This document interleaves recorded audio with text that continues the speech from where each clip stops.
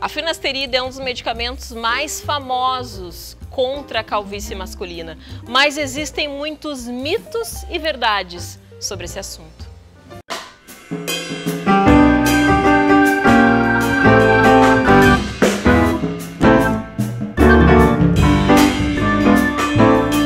A grande maioria das pessoas já ouviu falar a respeito da finasterida, um medicamento aí que é aliado na luta contra a calvície. Para esclarecer mitos e verdades a respeito da finasterida, é com grande prazer que eu recebo aqui no Sinta-se Bem o médico dermatologista Dr. Márcio Volkweis, que é especialista em transplante capilar. Seja muito bem-vindo. Obrigado. Aí. Primeiramente, a finasterida ela é muito conhecida aí na eficácia do combate à calvície. E existem muitos mitos e verdades a respeito desse medicamento. Perfeito. Vamos tentar ensinar um pouco e tranquilizar um pouco os usuários e aproximar então as pessoas que talvez precisem desse tratamento, fazer com que elas percam um pouco medo de usar a medicação. Então vamos tentar deixar mais claro como pode ser feito esse uso. A finasterida ela foi descoberta, né, porque é um medicamento que foi utilizado para tratamento da hiperplasia prostática. E aí se descobriu, eu queria que tu falasse um pouco mais sobre essa questão. Perfeito. Né? É uma das descobertas ao acaso da medicina. Ela foi desenvolvida e pesquisada como uma droga para tratar esse problema dos homens, né, que vem aparecendo, que aparece com a idade, o aumento da próstata, levando uma dificuldade do paciente urinar. Então essa próstata cresce, comprime o canal lá, a uretra, e o paciente tem que fazer muita força, tem essa dificuldade. E isso acontece por esse estímulo hormonal masculino lá na célula prostática. Esse hormônio, ele é convertido num outro hormônio por uma certa enzima, que se chama 5-alfa-redutase. E se descobriu que a finasterida bloqueia essa enzima, ou seja, quebraria essa cascata de estímulo para a próstata. Bem, nos testes clínicos, com diferentes doses e medicamentos, se descobriu que a finasterida tinha um ótimo efeito nesses casos. E os pacientes calvos que estavam tomando a finasterida com esse propósito começaram a perceber uma melhora capilar. E então isso veio ajudar, e com mais pesquisa se descobriu que a calvície se estabelecia através desse mesmo processo. Claro, para quem tem a genética suscetível, né, que permite a manifestação. Então, essa mesma enzima 5-alfa-redutase, ela está relacionada com esse processo de afinamento do fio. Isso, claro, uma visão superficial. Se nós formos olhar do ponto de vista mais técnico, nós temos diferentes tipos de enzimas, diferentes tipos de receptores, então não é tão simples assim o pensamento. Mas para o público geral, vale a pena ter essa ideia. Então, ao usar a finasterida, nós também conseguimos bloquear a evolução da calvície, ou frear ela totalmente ou parcialmente, dependendo da intensidade de manifestação do gene em cada pessoa. Tu explicaste bem a questão da calvície, mas há muita confusão do público leigo a questão da calvície com a queda capilar. Queria que tu explicasse essa diferença, até porque o tratamento da finasterida é utilizado somente para calvície, não para queda capilar. Perfeito. A finasterida, ela tem, também se sabe que tem algumas outras ações, não é só essa da 5-alfa-redutase. Então ela pode ser usada para alguns outros problemas capilares. Mas existe uma confusão enorme entre queda de cabelo e calvície, o careca.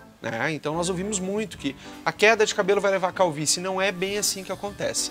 A calvície, clinicamente, a gente percebe um afinamento dos fios, que nós chamamos de miniaturização. Então o fio não cai de forma aumentada no calvo. Ele vai diminuindo a força, ficando fininho, fininho, um fiapinho, um fiozinho fininho, até que ele vai desaparecendo. Então, é diferente a história que nós ouvimos no consultório muitas vezes. Ah, eu vou ficar careca porque está caindo muito. Não.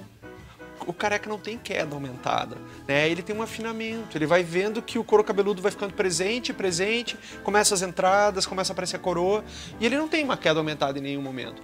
Então essa confusão não pode acontecer, principalmente na escolha do tratamento.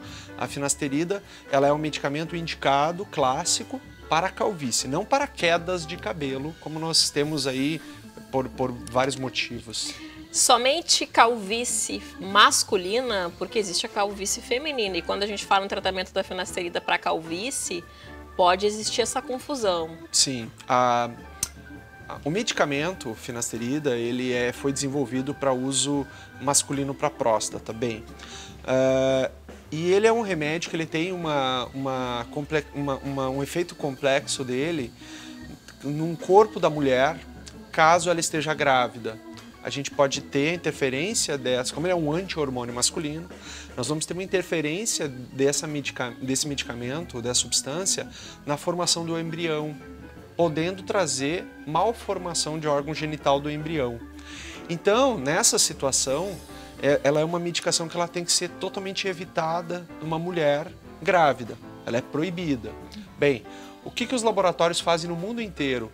Então, eles colocam essa medicação à venda nos países destinada única e exclusivamente para o público masculino. Então, eles se eximem da responsabilidade de uma mulher tomar e o bebê ter problema. Ou seja, é para público masculino. Mas a gente sabe que esse remédio tem também um efeito na calvície feminina. Então, ele poderia ser usado. Mas como usar um remédio para mulher que, na verdade, não é liberado para ser usado em mulheres? Então, nós temos um conflito, na verdade, que é um conflito legal.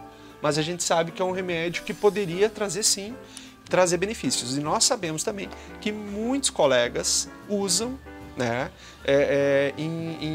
no tratamento para mulheres, porque chega um ponto que você começa a ficar desesperado e a tentar loucuras e claro que o mais importante é ter a certeza de que não vai engravidar durante o uso. Esse é o fundamental, né? No caso do homem, não. Nós não temos esse problema, né? Os problemas, os medos são outros. Um grande mito da finasterida e que leva muitos homens aí a deixarem de tomar é a questão da impotência sexual. É um mito, não é um mito? Deixa o homem impotente ou não? Bom, isso sempre se discutiu em função até do uso da finasterida para hiperplasia de próstata. A dose usada nesse caso é uma dose de 10 miligramas, por exemplo, e que nós vamos ter influência na potência sexual em quase todos os casos. Então esse paciente vai ter que usar um estimulante sexual, ele vai ter que usar um remédio que ajude na ereção para poder ter uma vida sexual normal. E se criou esse conceito. Quando nós vamos usar no cabelo, a dose é de 1 miligrama, é 10 vezes menor.